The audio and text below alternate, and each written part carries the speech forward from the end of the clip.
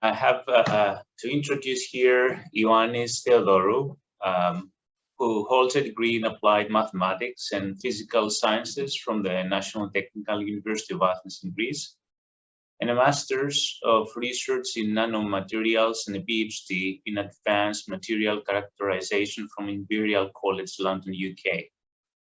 Ioannis worked for several years as research fellow at Imperial College, as well as the University of Cyprus as a Marie Curie individual fellow. In the past, he has been National Contact Point, NCP, and Program Committee member in Horizon 2020 for Secure Societies, protecting freedom and security of Europe and its citizens, as well as climate action, environment, resource efficiency, and raw materials, and worked in the management and implementation of the corresponding NCP network projects. He's currently, as I said, an NCP and PCM for Marie Curie actions in the cluster number 3, Civil Security for Society, and cluster 1, Health, Research Infrastructures, and Euratom in Horizon Europe. He is also currently responsible for the Euraccess network in Cyprus.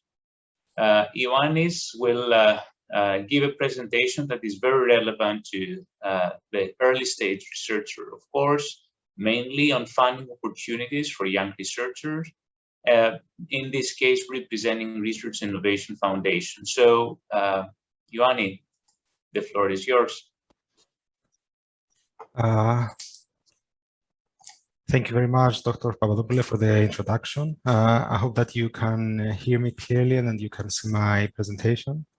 Yeah, we can see the presentation. Thank you. Excellent. So good afternoon, everyone, and thank you for attending today's talk. I would like to thank both Dr. Konstantinidou and Dr. Papadopoulos for their invitation to participate in the 11th conference organized by the Center of Applied Neuroscience. So it's a real pleasure to be with you, even remotely. Hopefully soon we'll be able to resume all our physical events and be able to chat in person. So as very well introduced by Dr. Papadopoulos, my name is Ioannis Theodorou. I'm currently a scientific officer at the Research and Innovation Foundation, specifically in the Department of European Programs. And that's why for today's talk, we'll focus on some of the research and innovation funding opportunities available to young researchers through European programs. So it's a quite different topic than the rest of today's talks, but hopefully still useful and interesting to all the young researchers joining the conference today. So before we start, I'd like to somehow get to know you as well. So I'd like to ask you if you could use your phone or a different window in your browser and go to menti.com and enter the code that you can see on your slide. I'll also send the link through the chat right away. And if you'd like to first let me know what is the current stage of your research career.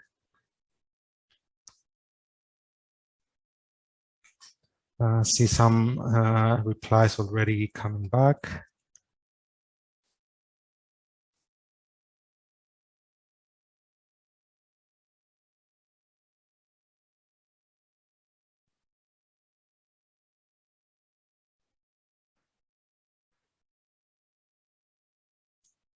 I'll wait a few more seconds to give time for some more replies.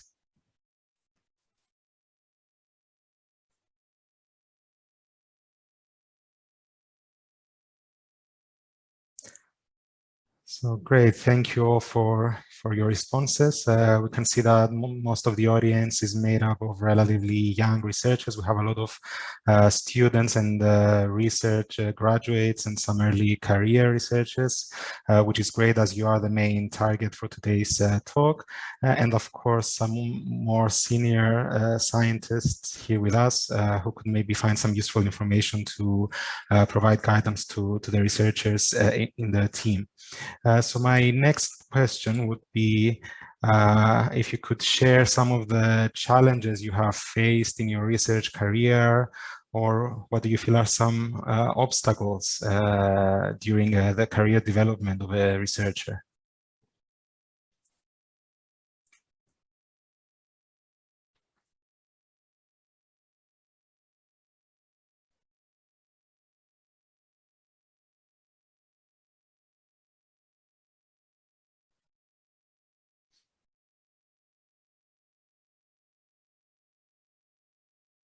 I see some responses already coming in. So someone says funding uncertainty, funding again, receiving funds and grants.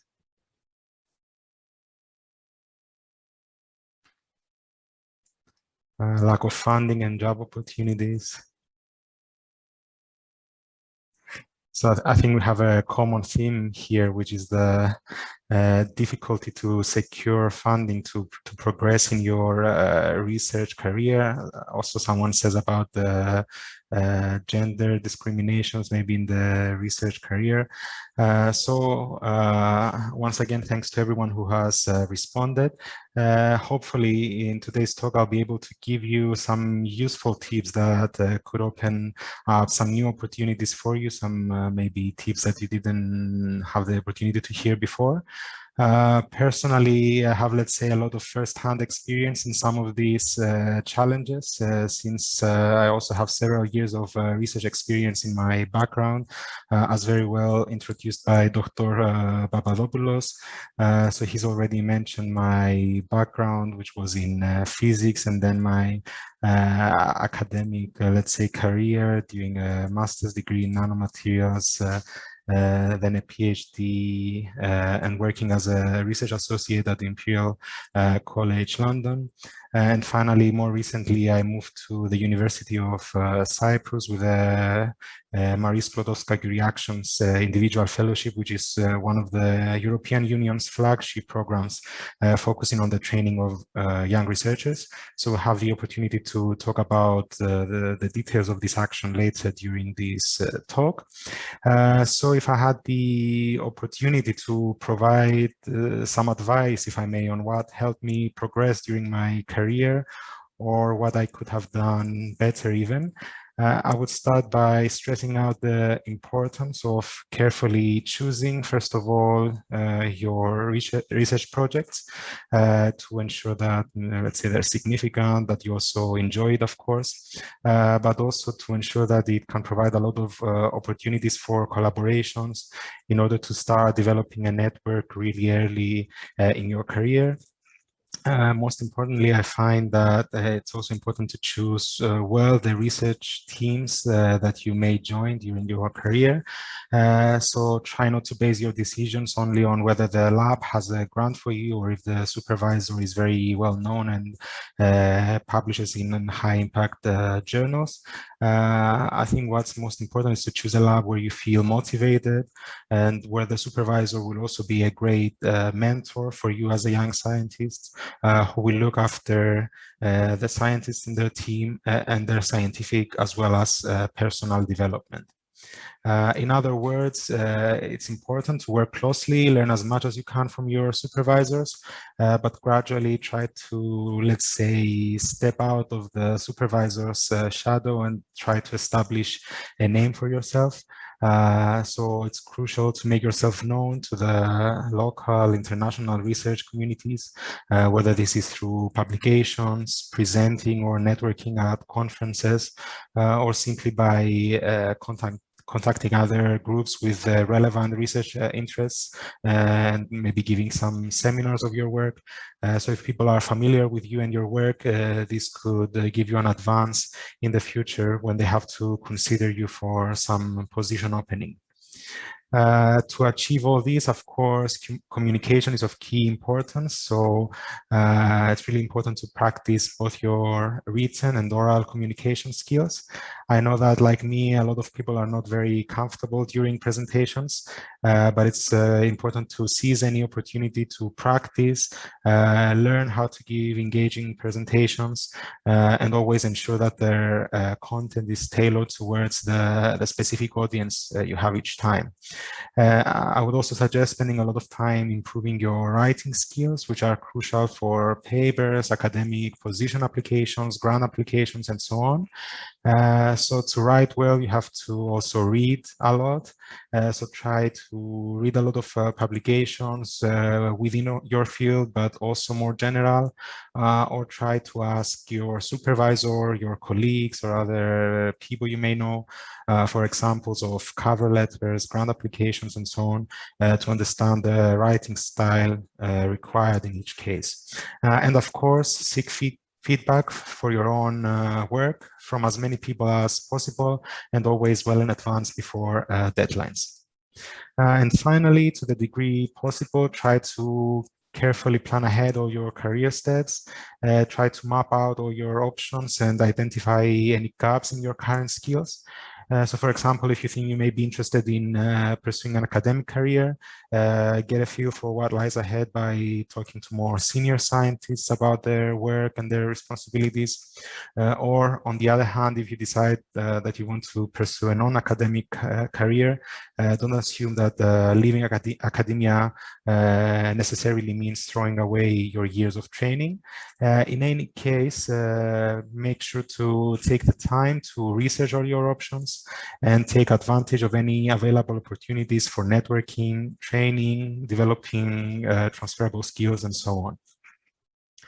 So speaking of opportunities for training and career development, let's move right away to the main topic of today's talk. So to give you an outline of my presentation, I'll start with the main activities and support services provided by our organization, the Research and Innovation Foundation. Then I'll talk about opportunities available to young researchers by 4 European programs, specifically the Marie Sklodowska-Curie Actions, the European Research Council, COST, and the Joint Research Center. And I'll close with some of the services available through the Euraccess network. Just to let you know, I'm happy to share this presentation after the end of the conference, so you'll be able to use the presentation and its contents as a reference. As you already may know, the Research and Innovation Foundation is the national authority in charge of supporting and promoting research, technological development, and innovation in Cyprus. It was established in 1996 and focuses on the development of national research programs on the one hand, and on the other hand on representing Cyprus in European and international programs and organizations. So basically our activities could be divided in 2 broad categories. The first one has to do with the design, funding, and monitoring of all the national research and innovation programs. So for example, you may be well aware of the Restart programs, which run from 2016 to 2020, and also the related Bridge programs launched early this year. Our next framework program is currently being developed, so you can stay informed through our website, our online platform called Ioannis, where all the calls for proposals are posted, or by contacting our support team or subscribing to our newsletter. The second category of activities is related to the coordination of the participation of Cyprus in European research programs and initiatives, like the framework programs of the European Union, COST, Euraccess, and others. So the focus of today's talk will remain within this second area of activities. So the current framework program for research and innovation of the European Union is called Horizon Europe. This is the successor of Horizon 2020. So in the European Programs Department of the RIF, we host a centralized network of the Cypriot National Contact Points, or NCPs, where each NCP is responsible for specific areas of Horizon Europe. So these NCPs can provide a range of free of charge services to support all the researchers, organizations, or businesses to participate in these European funding programs. So our services include, for example, dissemination of all the information through our dedicated website by organizing info days, trainings, other seminars. We also assist researchers with the preparation of their proposals by resolving queries, pre-screening proposals, helping with partner searches or organizing mock interviews.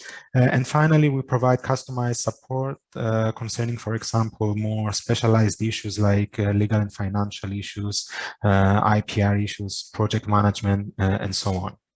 So to learn more about our team and the events we organize, you can visit the Cyprus portal for Horizon Europe we have just launched, or sign up to our mailing list, which is specifically dedicated to these European programs. Here you will be able to find the contact information for all the NCPs in Cyprus, as well as the programs each one of us is responsible for.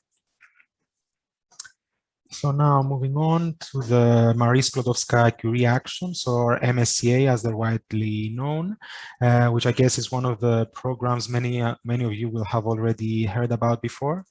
MSCA belong to Pillar 1 of Horizon Europe, which focuses on excellent science. So these actions will have a budget of around 6.6 billion for the 7-year duration of the framework program. And you'll be able to find the work program for 2021 to 2022 through the link on this slide. This work program is basically the document that describes the purpose of each funding program and all the conditions for participation. In addition, the widening part of Horizon Europe also provides, let's say, additional chance of funding for researchers who want to move to so-called widening countries, which are countries that have a relatively lower performance in research and innovation and include Cyprus as well as Greece.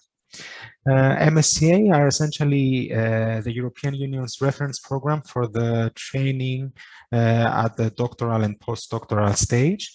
Their goal is to contribute to a highly skilled research-based human capital in Europe and to provide researchers with all the skills needed in the labor market. MSCA includes 5 different actions called doctoral networks, postdoctoral fellowships, staff exchanges, co-fund, and MSCA and citizens. We won't touch on the final action, MSCA and citizens, as it mostly concerns the organization of the European Researchers' Night. So we'll start with the action directly applicable to individual researchers, which is postdoctoral fellowships. This type of fellowships support individual excellent postdoctoral researchers and put a lot of emphasis on scientific excellence, but importantly also on the training, skill development, and supervision of researchers, which are crucial to their development, as we discussed before. There are 2 types of postdoctoral fellowships: European fellowships, which are open to researchers of any nationality coming to Europe from any country in the world or moving within Europe, and global fellowships, which are open to European researchers moving outside EU member states or associated countries. So postdoctoral fellowships have a bottom-up approach, which means that they're open to any scientific field, and the formal applicant is essentially not the researcher, but any legal entity in an EU member state or associated country, of course in close collaboration with the postdoctoral researcher. So applicants to these fellowships should be in possession of their PhD at the call deadline, with a maximum of 8 years of research experience after the PhD, with several exceptions provided for career breaks, work outside research, or research outside Europe. An important element of these fellowships is, of course, mobility. So the researchers must not have resided in the country of the beneficiary for more than 12 months during the 36 months before the call deadline. So if you'd be interested in these fellowships and would like to apply, your first step would be to locate the supervisor that would be interested to host you. This can be done either through your current network or by contacting academics with related research interests, or you can also search for hosting offers on the Euraccess website for which we'll talk more about later. Your application can then be submitted in coordination with the host organization through the European Commission's portal called Funding and Tender Opportunities, where you can find all the relevant information like the calls for proposals, the templates for the proposal, and other useful documents. For 2021, the application already closed on October 12th. But for 2022, the applications will again open on April 13 and have a deadline on September 14. Now I'll refer to the other three MSc actions briefly, since individual researchers are not able to directly apply to the EC for these actions. So the doctoral networks, for example, are open to groups of universities, research institutions, or businesses for setting up doctoral training programs. Co-fund, on the other hand, are available to organizations who want to co-finance new or existing schemes for doctoral training or postdoctoral fellowships, whereas staff exchanges focus on knowledge transfer between participating organizations through exchanges of research and innovation staff called secondments. Nevertheless, several opportunities could be available for researchers at organizations which have already secured these types of funding. So you can always search for relevant opportunities in the web pages of individual organizations, in websites posting funding opportunities, or through the funding offers section of the EURACCESS website. For any further information or clarifications, you're welcome to contact the relevant NCPs in Cyprus, Dr. Angelos Dandos and myself. Closing up with the MSCA, we now move on to the programs of the European Research Council, or ERC, which also fall under the Excellent Science pillar of Horizon Europe and have a total budget of more than 16 billion for the duration of Horizon Europe. Again, you can read the work program through the link provided on this slide. So ERC is basically a unique funding agency of the European Union with a mission to encourage the highest quality research in Europe through competitive funding. So here, scientific excellence is key. That's why excellence is the only evaluation criterion during the global peer review of ERC proposals. And like MSCA, ERC has a bottom-up approach, meaning that it's open to any research field.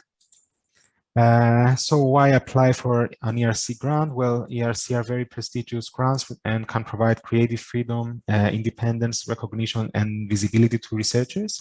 As I said, ERC can fund any research topic of your own choice. But here we're talking about frontier research, which is very ambitious in risk and scope. So very high risk, high gain projects. There are 5 different types of grants available through the ERC. The first 3 types are called starting, consolidator, and advanced grants, and they're available to researchers of any nationality with different levels of experience after completion of their PhD.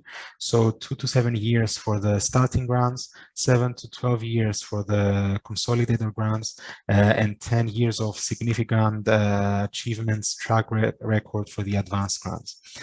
These 3 grant types offer up to 1.5, 2, and 2.5 million euros of funding respectively for projects lasting up to 5 years.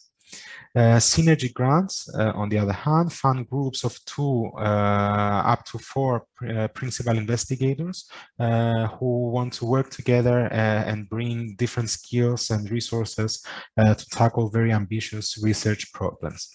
Finally, proof of concept grants are available to previous holders of other ERC grants who want to explore the commercial or societal potential of their previous ERC research project. In this table, you'll be able to find the opening dates and the upcoming deadlines of all the ERC calls. And also, if you want to read more about the profile of what makes an ideal PI for ERC grants, you can have a look at this slide. In essence, ERC applicants should have a very well-rounded profile of excellence, creative thinking, ambition, boldness, management skills, leadership, and so on. Then this slide outlines some of the first steps to get you started with an ERC application. So you can have a detailed look at your own time. But at this point, I cannot stress enough the importance of contacting and consulting with the relevant national contact point.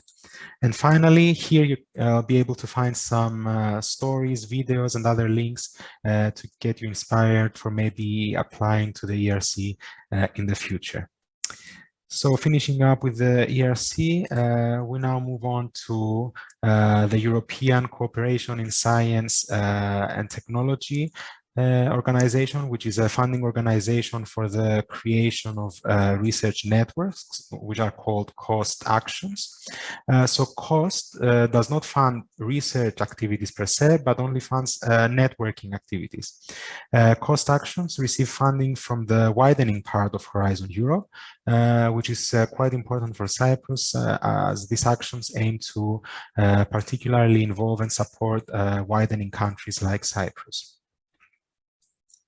So basically, COST is the longest running European framework, and as I said, supports cooperation among researchers, allowing them to jointly develop their ideas and initiatives across any field of science and technology. COST includes 38 full members, including Cyprus, but also supports the participation from near neighbor countries and international partner countries, so it can really help researchers network at a global level. I'll jump through the following slide because we're running out of time. In the slides that follow, you'll be able to find a summary of the information related to the participation in the COST organization. So I'll move through these slides quickly. And here, just to emphasize, there are several ways through which you can engage with COST, either as participant of an already running COST action, as a proposer of a new COST action, or as expert to evaluate submitted proposals.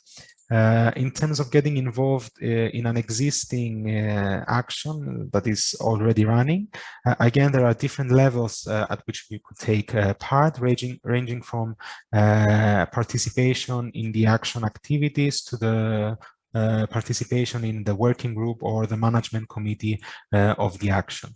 You'll be able to find all the different steps for the procedure to participate on this slide.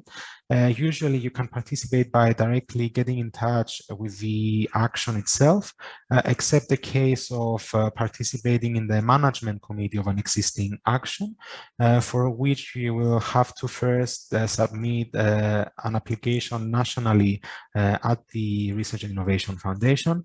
So you can find the procedure, application form, and the evaluation criteria on this slide. Here you'll be able to see an outline for the participation in the proposal of a new COST action.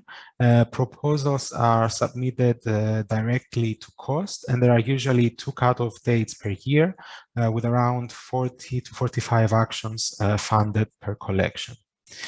Finally, you can benefit and gain a lot of insights by engaging as an expert in the evaluation of proposals or the assessment of action results. So you can express your interest and upload your CV through the link you will find on this site. For any further information, you can also have a look at the links on this site. And of course, if you have any questions, please feel free to contact the COST National Coordinator in Cyprus. Now moving on to the Joint Research Center. the JRC. JRC is the European Commission's Science and Knowledge Service. So its role is basically to support the various policies of the European Union by providing independent scientific evidence. So the JRC hosts specialist laboratories and state-of-the-art research facilities and is home to thousands of scientists. The JRC is made up of 7 scientific institutes distributed in 6 different sites within 5 member states. And its laboratories specialize in a wide range of topics that cover various societal and technological challenges in Europe. So member countries or research organizations, as well as companies, can access and collaborate with JRC to carry out experiments in their facilities. So in the case of JRC, there are again several opportunities on how to interact with this organization. These opportunities range from participation of JRC as a member in your own proposal consortium, but also can include trainings, visits, as well as employment opportunities. So you can search for such opportunities through the JRC vacancies webpage, and also look for other opportunities on the JRC website, and also stay informed by signing up to one of their newsletters. And finally, we'll close today's presentation with a brief introduction to the EURACCESS range of services. EURACCESS belongs to one of the key initiatives for strengthening the European research area by promoting research careers and facilitating the mobility of researchers across Europe. So basically, EURACCESS provides access to a wide range of information and support services to researchers who want to pursue their research career in Europe. And all these services are available to everyone free of charge. These services include, first of all, the EURACCESS service centers, which make up the largest European network with over 586 centers supporting researchers' development. In Cyprus, we have 8 service centers, including one at the University of Cyprus, for which you can find the contact information on this slide. On the other hand, the Research and Innovation Foundation acts as the bridgehead organization in Cyprus, coordinating all the activities of EURACCESS. In addition, we have the EURACCESS portal, which gathers up-to-date practical information on the careers and mobility of researchers, and includes a jobs database with over 12,000 opportunities worldwide, including vacancies, fellowships, hosting opportunities in all research fields. So basically, in simple terms, the EURACCESS portal is a platform for researchers, universities, businesses, and so on to interact with each other. You can find the website for this portal on this slide. And if you'd like more information, you can watch an introductory video through the YouTube link on this slide. Essentially, the portal hosts a comprehensive collection of practical information on job and funding opportunities. For example, all opportunities through the MSc Actions or other European programs are also posted on EURACCESS. And you can also find general tips and advice on career development in this website. In addition, you can also find partnering opportunities to connect with other researchers and organizations in Europe and worldwide.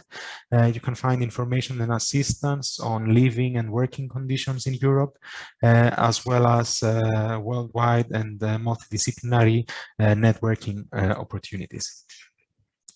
So I would suggest that your access should be like your first stop in search of research career opportunities and overall guidance. But here on this slide, I have also some other websites that could be useful during your career search. So at this point, I would like to thank everyone for their attention. I hope I haven't bored you too much. I would like to once again thank Dr. Constantinidou, Dr. Papadopoulos for the opportunity to be here with you, and also my colleagues at the RIF for providing material for this talk.